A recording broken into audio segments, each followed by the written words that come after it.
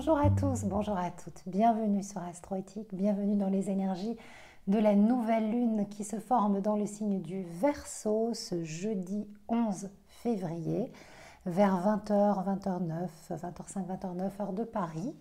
Une nouvelle lune marquée par de puissantes énergies toutes réunies dans ce signe, dans ces vagues ondulatoires du Verseau et qui nous invite donc à surfer allègrement, avec le plus d'humour possible, de détachement aussi, je pense. En tout cas, c'est l'invitation de cette pleine lune et c'est voilà, ce à quoi je vous invite. Donc sur ces vagues, sur ces ondes du Verseau qui sont assez déstabilisantes, hein. Toute l'année 2021 est marquée par ce signe du Verseau, mais le mois de février l'est particulièrement. Et là, on sent que ça démarre avec cette nouvelle lune en Verseau qui coïncide également avec le nouvel an chinois, donc l'arrivée de toutes nouvelles énergies. Et donc, on ressent vraiment, c'est un printemps précoce, hein, le temps du Verseau.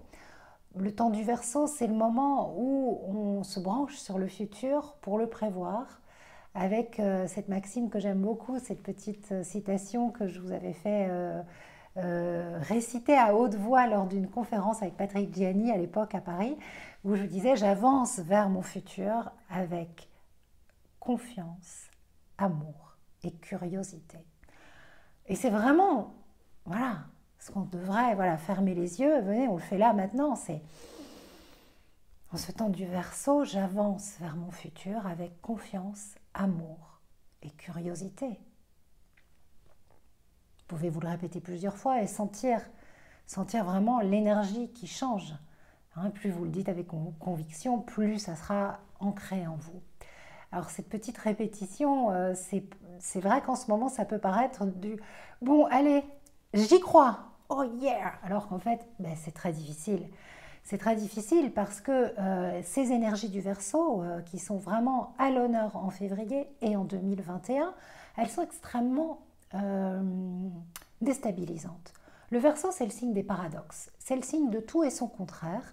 Donc c'est le signe qui nous met face à nos paradoxes. Quelque part, avant de plonger dans ce bain d'amour infini de l'énergie des poissons, le verseur d'eau nous invite à laver, à lustrer notre coupe, à laver notre cœur et à nous réconcilier avec toutes nos parts intérieures, avec les multiples aspects de notre être, comme le dirait Issa Padovani. Il y a vraiment dans l'énergie du Verseau, du verseur d'eau, cette notion de paradoxe, de contradiction, de volte-face, d'inattendu. Et donc il m'est venu par rapport à ces énergies de je prévois mon futur, hein, puisque le temps du Verseau, c'est le bon moment pour se projeter dans le printemps. Hein, c'est pour ça que c'est le nouvel an chinois, c'est l'énergie du printemps déjà. Hein, donc c'est vraiment le frémissement de quelque chose. L'hiver est encore là pour nous dans nos saisons, mais il y a le frémissement de quelque chose de nouveau qui se met en place. Hein. Le Verseau, il a toujours un pied dans le futur, hein, et il tourne définitivement la page sur le passé. Donc c'est ce que nous sommes invités à faire. Riche de tout ce que nous avons appris au cours de cette année zodiacale, mais je tourne la page à 2020 et j'avance vers ce renouveau de 2021, puisque le véritable nouvel an de 2021, ça sera au moment d'Ostara, au solstice, pour l'équinoxe de printemps, non, n'importe quoi, équinoxe, autiste, oh là là Sandrine, bon c'est pas grave, Ostara, ah non mais des fois j'ai tellement de trucs dans ma tête, je m'embrouille et je perds les noms, je suis désolée. Alors, avant j'aurais coupé, j'aurais recommencé, vous savez quoi, tant pis, je m'en fiche, j'assume. Donc, le renouveau du printemps, ça sera au mois de mars, et ça sera vraiment ce temps du bélier qui va nous apporter cette énergie nouvelle. Mais actuellement, toute cette concentration de planètes en Verseau, elle nous porte à nous projeter vers ce futur en anticipant le meilleur plutôt que d'entretenir des visions du pire. Les énergies actuelles sont tellement déstabilisantes que nous avons besoin d'être rassurés. c'est parfaitement humain, nous avons besoin d'être rassurés. Donc qu'est-ce que le cerveau survie va faire? Et je dis bien le cerveau survie puisque nous sommes dans les peurs et la peur est ambiante, elle est entretenue. Donc notre cerveau, pas notre cerveau conscient à élaborer, notre cerveau survie, il va chercher à être rassuré comment? Eh bien, je veux savoir ce que sera demain. Il veut connaître son avenir. Et donc le meilleur moyen pour le cerveau survie de connaître son avenir, eh bien, c'est de l'anticiper en imaginant le pire, parce que le pire, c'est ce qui est le plus prévisible, selon la logique du cerveau survie, qui est là pour nous prévenir du danger.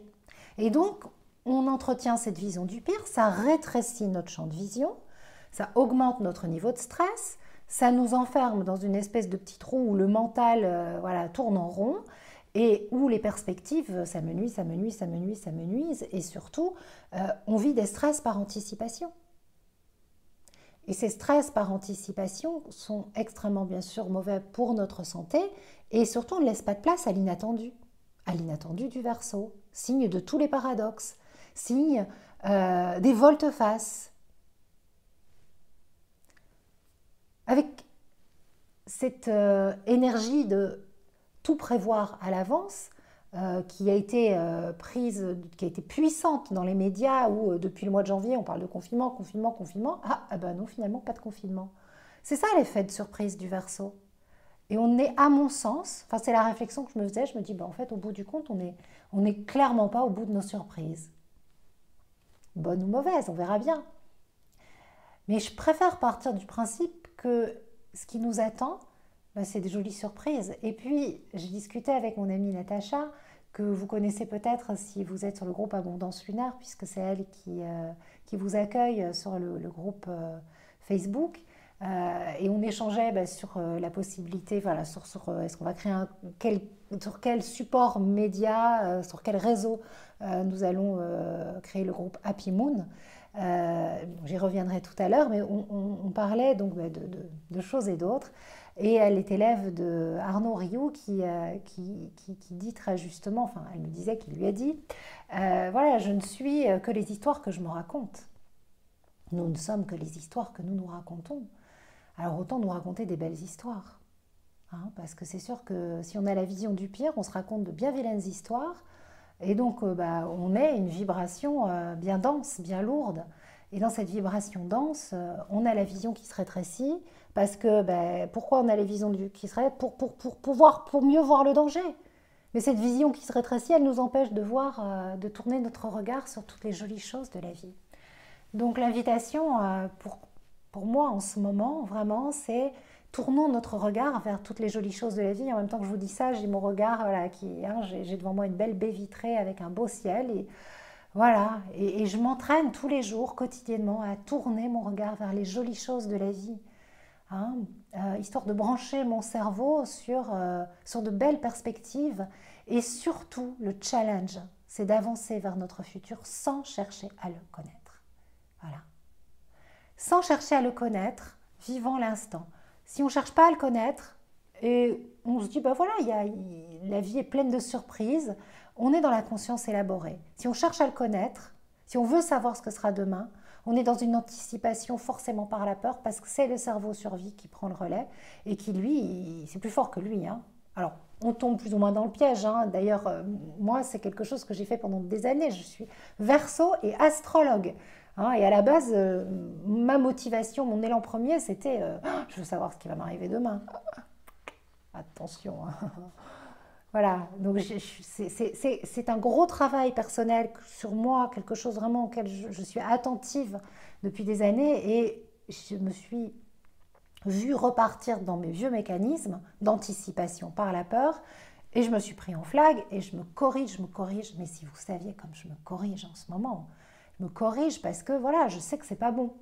Et donc je m'entraîne. Alors je me corrige en m'entraînant, c'est pas le père Fouettard, je me prends en flag, correction, annulation, reprogrammation, nouvelle énergie, et voilà. Et donc j'avais vraiment envie de partager ces réflexions personnelles, ces prises de conscience, bien sûr, qui sont venues lorsque j'analysais ce thème ce thème de nouvelle lune. Alors, qu'est-ce qu'il y a d'autre dans ce thème de nouvelle lune? Nous avons une très très jolie conjonction entre les luminaires, le soleil, la lune, et Pallas Athéna.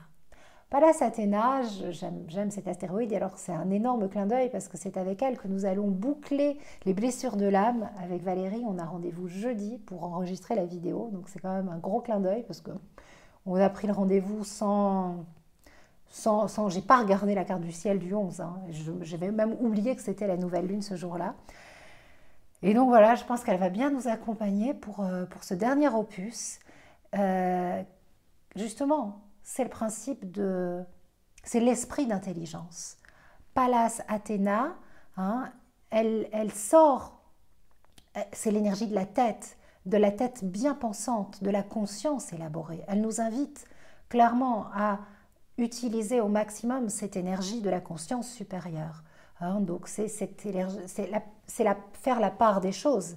Hein, elle garde son sang-froid en toutes circonstances. Athéna, c'est une déesse stratège. Quelle est la meilleure stratégie à adopter pour moi en ces temps incertains? Ok. Voilà tout ce qui est à ma disposition, voilà ce qui se passe, voilà ce qui est. On n'est pas dans... Bien sûr, on peut être... J'accueille, j'accepte. Mais utilisons notre tête. Hein. L'énergie du Verseau, c'est le mental. Athéna, Pallas, conjointe au luminaire, stratégie. Ok, avec ma tête, comment je mets en place un plan d'action, comment je me projette, comment je fais avec tout ce qui est. Hein? Voilà. Et là, il y a des choses concrètes. C'est le sens pratique, hein. C'est le pur esprit d'intelligence, Athéna, et c'est le sens pratique. Et le pur esprit d'intelligence, à un moment, c'est j'utilise cet outil formidable qui est à ma disposition, qui est ma conscience élaborée, tout simplement. Hein, cet outil merveilleux. À partir de quelle énergie est-ce que je suis en train d'agir en ce moment, en train de penser? C'est aussi une question importante que l'on peut se poser. Bien sûr, c'est Pallas Athéna qui nous invite à nous poser cette question. Mais là où on doit vraiment, voilà, là notre attention est attirée, c'est que nous avons un carré de Mars. Mars en taureau, à 18 degrés du taureau, carré au luminaire, carré donc à cette triple conjonction, carré également encore à Mercure. Donc, waouh, il y a quand même de la tension dans l'air. Hein. Mars carré Mercure, c'est... des tensions verbales, beaucoup de revendications, voilà, beaucoup de tensions et de conflits à l'intérieur de nous, à l'extérieur de nous, dans les familles, dans les couples. Hein. Le carré entre Mars et Vénus se délite. Vénus est conjointe à Jupiter, donc on va pouvoir se brancher sur une belle énergie d'amour et de générosité, de confiance, mais on a quand même des tensions. Mars est toujours actif, donc tant que Mars est dissonant, on doit se discipliner. Il est important d'être dans cette prise de recul nécessaire, dans cette distanciation. Mercure rétrograde nous invite à ça, à rester calme, à réfléchir, à nous pondérer, à agir, à ne pas réagir et surtout à nous demander, ok, à partir de quelle énergie suis-je en train d'agir? À partir d'un endroit où c'est calme et détendu à l'intérieur de moi ou à partir d'un endroit où il y a du stress, de l'agitation, de l'impatience, de la colère? Voilà, qu'est-ce qui nourrit mon élan? Et sachant que derrière, il y a des conséquences. Et que ces conséquences, je vais en profiter à partir du moment où l'élan repose sur une énergie fluide, une énergie souriante à la vie. Donc, je me répète, mais on ne peut pas faire grand-chose d'autre que de patience. Voilà, vraiment, ces énergies du Verseau qui sont très versatiles, très impatientes, très fébriles, eh bien en fait, il faut les canaliser autrement. Je me rends compte que je dis beaucoup il faut, donc voilà, mais c'est peut-être, voilà, il il y a ce côté où, encore moi aussi, hein, j'essaye de me donner des ordres et de donner des ordres, de me donner des ordres à la vie. Euh, mais l'idéal, c'est de faire ça, sachant que ces ondes du Verseau, c'est vraiment pas facile.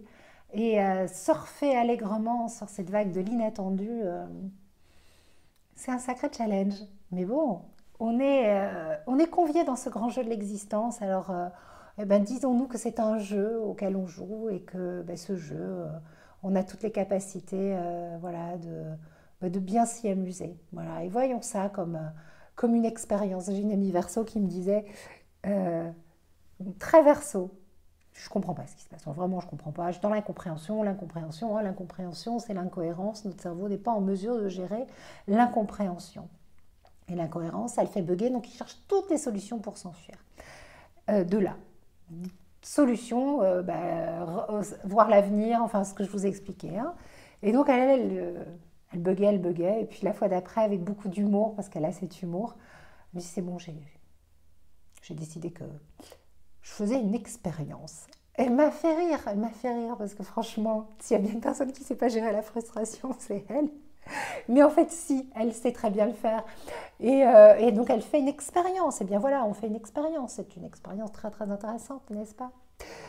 Non, mais j'essaye de mettre de l'humour et de la distanciation parce que... Et puis de vous parler vrai. Et puis surtout, de revenir. N'oublions pas, c'est ce que je vous disais au début, le Verseau, c'est les paradoxes.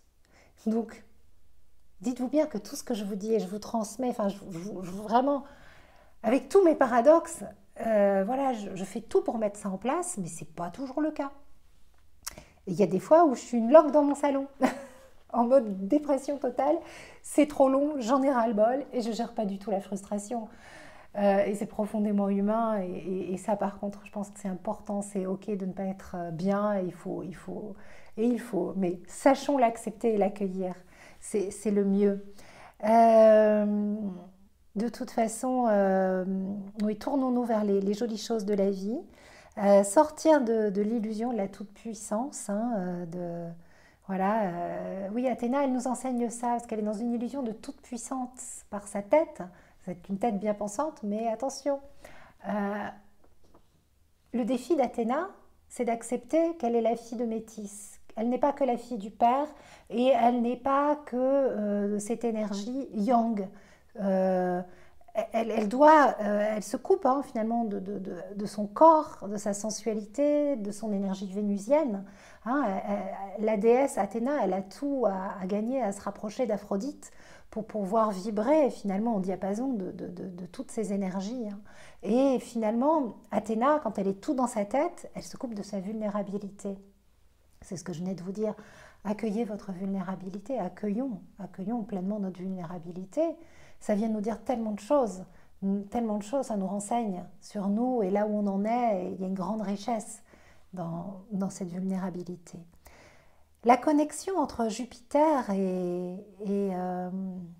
Vénus, petite fortune et grande fortune comme les appelaient les anciens, c'est pour moi une belle étoile qui brille au-dessus de nos têtes avec un espoir qui est là. Et il y a quelque chose d'infiniment joli dans cette conjonction, qui est de l'ordre bien sûr de la bienveillance, de la compassion, de la tendresse, de l'amour infini, de la générosité, de la capacité finalement à ouvrir notre cœur, à donner gratuitement sans rien attendre en retour.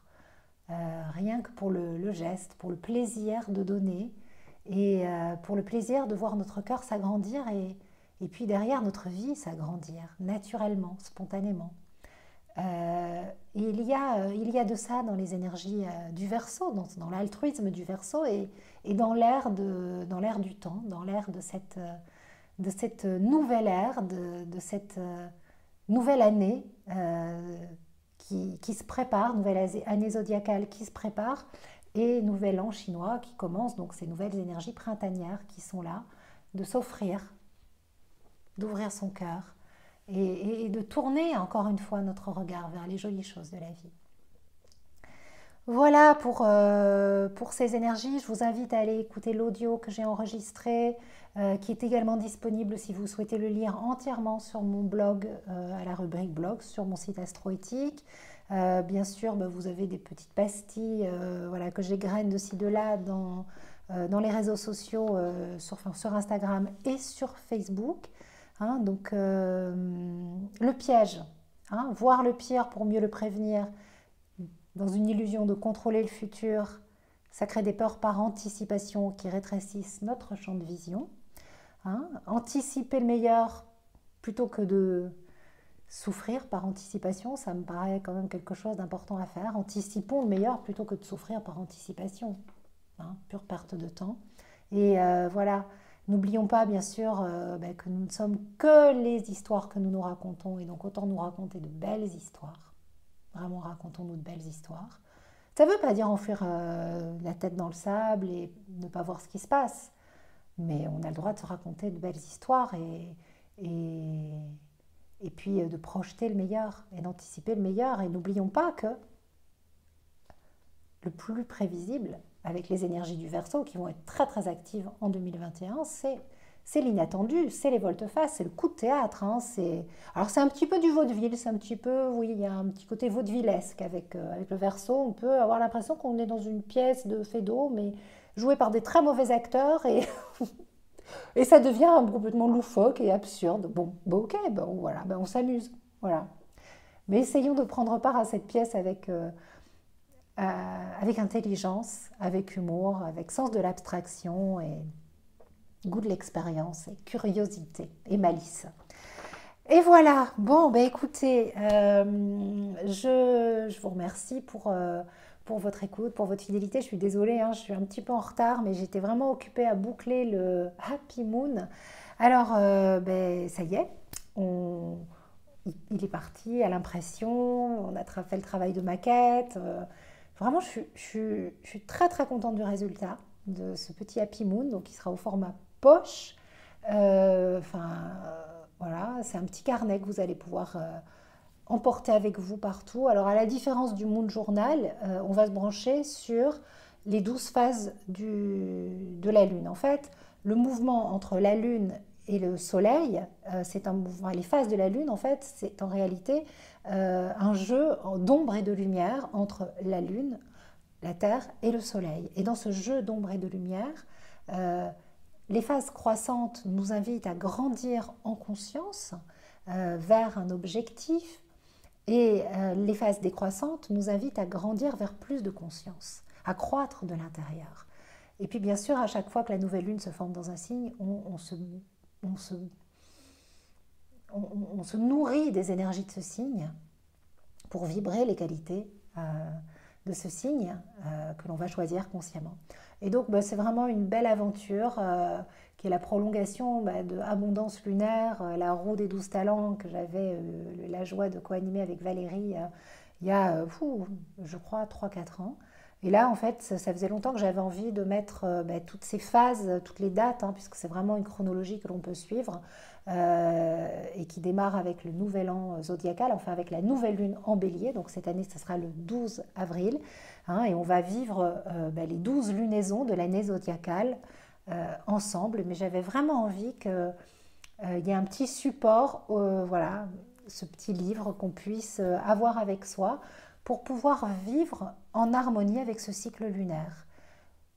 Cette harmonie avec ce cycle lunaire, avec ces phases de la Lune, elle nous met complètement en lien, elle nous permet de manifester notre lumière, de manifester notre essence, de manifester nos rêves, nos besoins profonds. Pourquoi nos besoins profonds?